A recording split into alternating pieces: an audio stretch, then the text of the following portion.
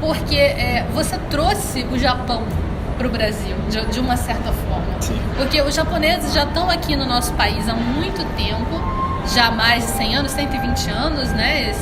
Esse ano, né?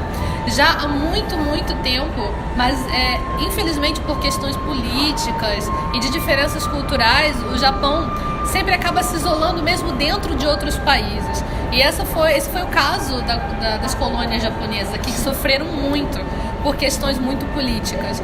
Então, você conseguiu fazer com que, de repente, o japonês não fosse estranho. Não é mais estranho. Pelo contrário, foco de admiração, né? Sim. Foco de busca daquilo que faltava em muita gente. Em muita gente, aquela lacuna da cultura nipônica estava aberta. Quando você tem acesso aos animes e tokusatsu daquela forma, claro, o meu antecessor já tinha feito um bom trabalho com os tokusatsu. Jaspion, Giban, Jiraiya, Changeman, Flashman, Maskman, Lion Man, tudo isso já estava na alma das pessoas. Eu costumo dizer que esse foi o grande terreno onde Cavaleiro do Zodíaco foi plantado. Já estava fértil aquilo ali. E foi fácil, justamente como você está dizendo, na cultura nipônica ele poder florescer. Isso foi muito legal. E o que você acha que aconteceu, assim, de cultural, isso que você mencionou, de que de alguma forma faltava no coração dos brasileiros, que eles se conectaram? Eu acho que o principal exemplo disso são os eventos, né? Eles conseguiram se unir, e se unindo não eram só mais, somente pessoas Nisei, né? Filhos japoneses é o Nisei, né? O Nisei e o neto é porque tem Nisei, Sansei, Yonsei. E todos esses. Geração é Nikkei. Não eram só mais essa geração que se unia, como você diz mesmo, que se isolava. Não, eles tinham orgulho em se mesclar e mostrar que, sim, minha cultura também agrada a você. A minha cultura, eu estou inserido e você está inserido nela. Houve uma troca nisso. Por isso, até na palestra também falei dos 120 anos do Tratado de Amizade Brasil-Japão, que eu me orgulhei muito quando eles estamparam o Cavaleiro do Zodíaco. Você pode botar essa imagem também, vai ficar legal. Estampa Cavaleiro do Zodíaco, né? E é aquela coisa do Brasil assumindo isso, né? Eu fiquei assim, tipo, uau, aonde chegou o Cavaleiro do Zodíaco? Uma postagem oficial do Senado Federal. E o Senado Federal me agradeceu no Facebook. Isso é barato que também. Legal. Barato, olha, é uma aventura. Eu digo pra você, a cada dia essa aventura não para. E hoje eu vivo mais um capítulo dela aqui no Rio Matsuri. E que tá me emocionando de uma maneira assim, aquela menina quando foi lá no palco, quase caiu no choro. Porque é muito emocionante ver como isso afetou de maneira positiva vocês, como o caminho de vocês foi um caminho, e é por isso que eu digo, se vocês me chamam de pai dos animes, vocês são meus filhotes, e vão ser sempre meus filhotes, não vai ter como não ser. Ai, nossa, eu fico muito feliz de ouvir isso. Que bom. Porque de fato, muita gente foi influenciada, muita gente vai pro Japão hoje por sua causa. Sim. Muita gente vai pro Japão querendo conhecer os lugares. Principalmente Akihabara, né? Akihabara, que o pessoal vai lá pra comprar os bonequinhos. Eu vou incrível, também. tem que ir. É incrível como um grão de arroz pode mudar o peso de uma balança. Sim. De um jeito incrível. Aquela sua decisão, aquele seu sim, naquele dia, mudou o rumo de várias pessoas, da vida de várias pessoas. A nossa câmera que está aqui filmando, a Viviane, eu conheço ela por sua causa. Porque a gente se conheceu num curso de desenho. Uau, que legal, gente. Num curso de desenho, porque a gente gostava de desenhar por causa de Cavaleiros do Zodíaco. Por causa de Cavaleiros do Zodíaco. Então foram muitas ligações que jamais aconteceriam. Então eu quero que você que está assistindo, você que está ouvindo no podcast, também pense que o seu trabalho pode influenciar muitas pessoas. É verdade. Trabalhe sempre com o seu coração, com afinco, porque o que você ama faz a diferença, sempre vai fazer a diferença. Se você me permite, eu vou até um pouco mais longe. Dedique-se ao que você vai fazer, e uma palavra não pode salvar a sua vida quando a gente fala em drogas. Cara, droga não. Eu sei que é o off-topic total, não. Assim, mas eu acho que a gente está se dirigindo a uma garotada, né? E a gente tem uma responsabilidade social. E eu acho que a mensagem de não às drogas vai permitir você não só curtir Cavaleiro do Zodíaco, todos os desenhos que vem por aí, e ainda ir ao Japão e curtir todas essas maravilhas que você pode. Mas com droga isso não vai acontecer. Droga é igual a morte e sofrimento da sua família. Desculpa esse momento meio anticlímax, mas é super necessário. Sim. Porque tem um monte de jovens ouvindo a gente agora que tá com aquela política boboca de a maconha não faz mal, o cigarrinho não faz mal, eu me libero na hora que eu quiser. Mentira. A maconha é a mais perigosa porque ela é uma droga de inclusão. Ela tá com o seu amigo. Né? Ela tá com o seu amigo. Pô, fuma aí, tá uma tragada aí, você é bobo, você não vai te fazer nada. E aí começa a coisa, entendeu? Uma vez transgredido essa fronteira, acontece. Eu falo isso porque, eu volto a dizer, é uma responsabilidade muito grande quando a gente fala para esses jovens. Sim. E essa loucura que está acontecendo com drogas cada vez mais fortes, cada vez piores, entrando pelos lados mais obscuros que você não tem controle. Então eu acho que o controle está na pessoa, está nos valores familiares e no valor pessoal. Muitos desses jovens, assim como você, quando dizem assim, pô, você salvou minha vida. Eu já tive muitos relatos daqueles que iam para as drogas e não foram por causa dos desenhos.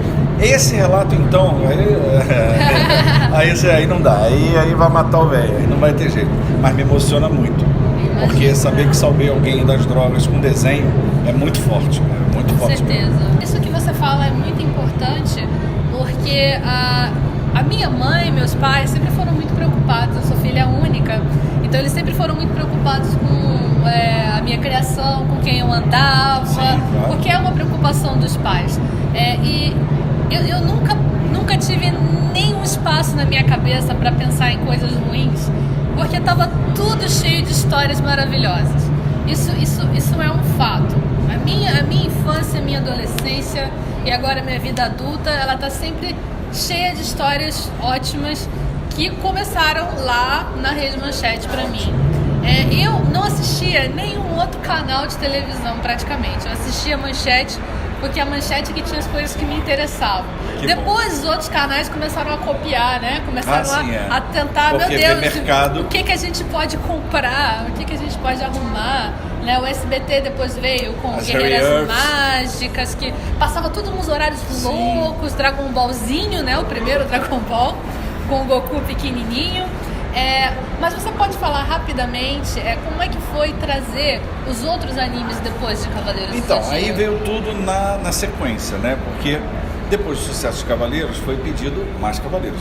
E aí, de cara, eu tive que colocar o Shurato e o Samurai Warriors, que de todas as ofertas colocadas em cima da minha mesa, pareciam as mais óbvias para você dar uma continuidade à questão de Cavaleiros. Armadura, Armaduras e tudo mais. Claro que, vamos lá, não tem o mesmo apelo. Um Shurato na cultura hindu, que é uma coisa mais hermética, é lindo, o Shurato é lindo, mas é mais hermético. E o Samurai Warriors, que é totalmente cultura japonesa, quer dizer, não que não seja bom, mas ele não abre tanto leque como Cavaleiros, mas também é um bom desenho. Depois, claro, com um sucesso cada vez maior, eu tive mais penetração na emissora para poder exigir mais desenhos. E aí, na sequência, veio Sailor Moon, Yu Yu Hakusho, como é o bebê. Esse fez o inverso, né? O Yu Yu Hakusho, eu recebo ele de um fã para avaliar. Foi. O fã me entrega a fita, aí eu fiquei louco com o desenho e pedi para um licenciador trazer do Japão direto o desenho. Isso numa época que eu não saberia nem o que ia acontecer depois, mas foi uma aposta que, graças a Deus, deu certo. Aquela dublagem que ficou marcada, né? Ficou icônica. Clássica, icônica. Ficou maravilhosa, porque realmente o Yusuke é carioca, não tem jeito, ele é malandro, é carioca, não vai ter como fugir dessa. Depois ainda vieram os Super Campeões, né? Que são o pessoal da bola. Adoro. A Sailor Moon, que foi a aposta feminina, que infelizmente não teve a mesma performance dos outros, mas no pouco que passou, ela acho que agradou o público-alvo. Naquele momento, não conseguiu pegar o público masculino, que era a grande maioria ali dentro, né? E os Tokusatsus, que foi o Kamen Rider RX, que eu adorava o Black, então eu já botei o RX, o Inspector, o Soul Brain, Patrine, que era a aposta. Eu queria casar com o Isamu. Queria muito casar com o Isamu, né? Quando eu era criança. Ainda quero casar com o Isamu. Engraçado, uma coisa que eu queria perguntar pra você, que eu tenho muita curiosidade, não sei se você vai saber me responder. Por que diabos os personagens com nome japonês ganhavam outro nome japonês aqui? Então, porque sempre há necessidade de abrasileirar, né? Por exemplo, Roberto Maravilha. Mas não é esse tipo de caso. Por exemplo, o Isamu Minami não se chama Isamu Minami. O Isamu Minami se chama Kotaro. Né? Kotaro Minami. E aqui ele virou Isamu Minami. Exato. E eu nunca entendi isso. A Patrine também. O nome dela aqui era Sayuri Murakami, eu acho. Sayuri Murakami. Só que na verdade em japonês ela tem outro nome, eu não sei, vou colocar escrito aqui.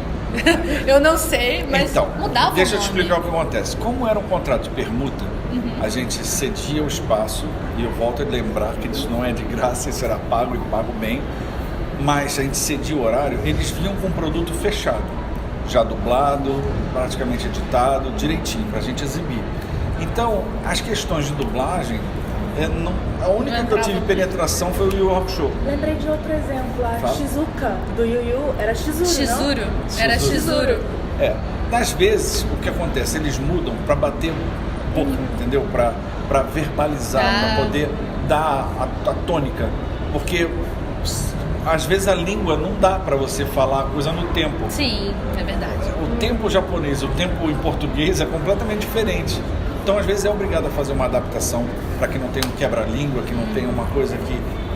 Tem um monte de detalhezinhos. Detalhes, né? Uma coisa que uma pessoa me falou é que, de repente, eles pegaram algum nome que seria estranho em português e botaram para um nome que seria menos estranho para os brasileiros, mas ainda japonês. Sim, coisa pode assim. ser também. Talvez seja o caso. Em Yu Yu Hakusho tinha uma coisa curiosa para mim. Na época, Yu Yu Hakusho foi um anime bem especial mesmo, era bem diferente dos outros. Totalmente. Pra gente que estava acostumado com a pegada bem shonen, bem cavaleiros, Yu Yu Hakusho era um pouco diferente, tinha aquele lado espiritual todo. Mas uma coisa curiosa com nomes é que com Yu Yu Hakusho eles tinham mesmo nome e sobrenome e usavam muito nome e o sobrenome dos personagens, porque era uma coisa mais... tinha muita coisa na escola, com os veteranos. E tinha eu enchendo o saco também, não? Não Como foi muda. isso? Não, porque eu sou um purista nesse sentido, um preciosista. Então, quando uma coisa que passava por mim, eu sempre tentava pegar o original e ver se estava certinho para fazer a revisão de dublagem.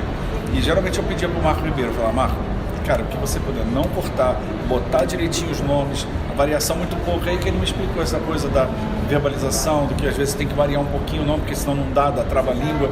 Então um monte de detalhezinhos que a gente não pode também impedir tudo, mas o máximo fiel possível. Yu Yu ele foi realmente. Nossa, foi de fato. Mas até uma em coisa Star Wars especial. acontece isso, né? Teve o Conde Dooku, que foi virou Dukan. E o Saifo-Dias, que virou Saifovias. Esse nome tem que ter sido dado por brasileiros sacaneando. Não, Star Wars não é um outro possível. exemplo. Panaca, Bibi Fortuna. Peraí, pô. Não pode ser sério. Não pode ser sério.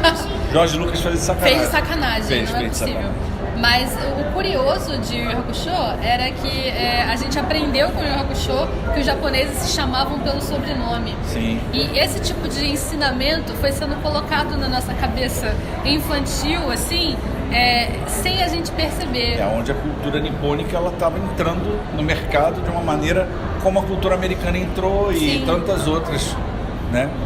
E isso é uma coisa muito curiosa.